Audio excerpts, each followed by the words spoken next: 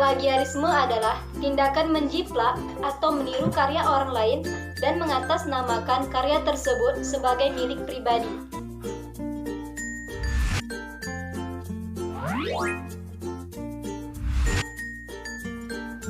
Berdasarkan motivasi melakukannya, tindak plagiarisme terbagi menjadi beberapa bentuk.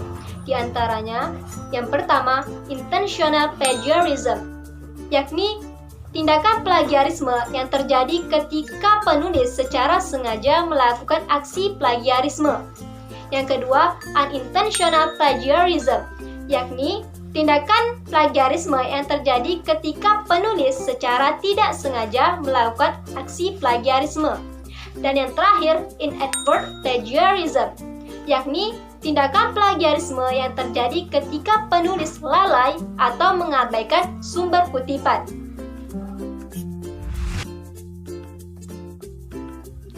Adapun berdasarkan cara melakukannya, tindak plagiarisme juga terbagi menjadi 3 bentuk. Yang pertama, page reading.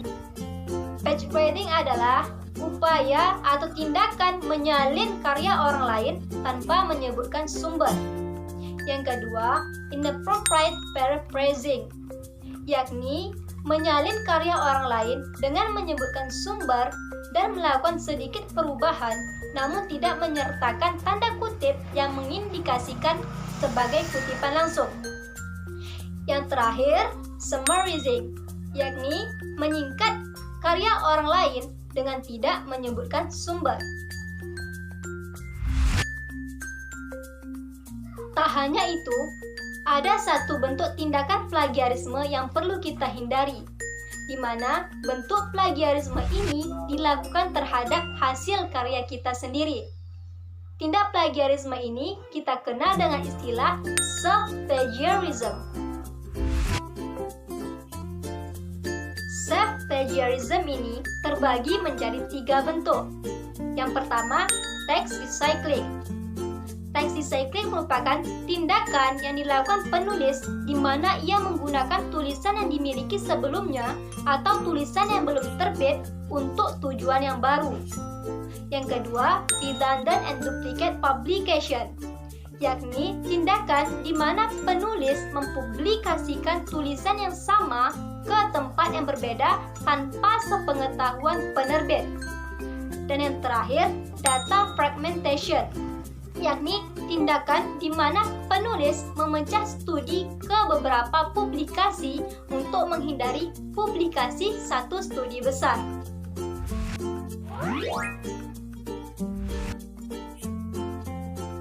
Tindak plagiarisme ini harus kita hindari untuk mencegah munculnya berbagai dampak negatif. Adapun tindakan-tindakan yang bisa kita lakukan untuk menghindari terjadinya plagiarisme ini diantaranya, yang pertama, sertakan sitasi atau rujukan pada karya yang sedang kamu tulis. Yang kedua, tulis sumber atau referensi-referensi yang kita gunakan sejak awal agar meminimalisir tertinggalnya sumber di dalam daftar pustaka. Yang ketiga, lakukan parafrase namun tetap menyertakan sumber.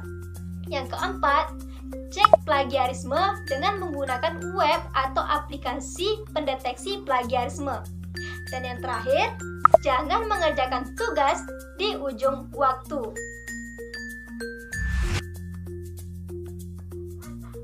Oleh karena itu, kita sebagai mahasiswa harus menghindari tindak plagiarisme agar kita tidak merasakan dampak-dampak buruk yang akan dihasilkan oleh plagiarisme ini.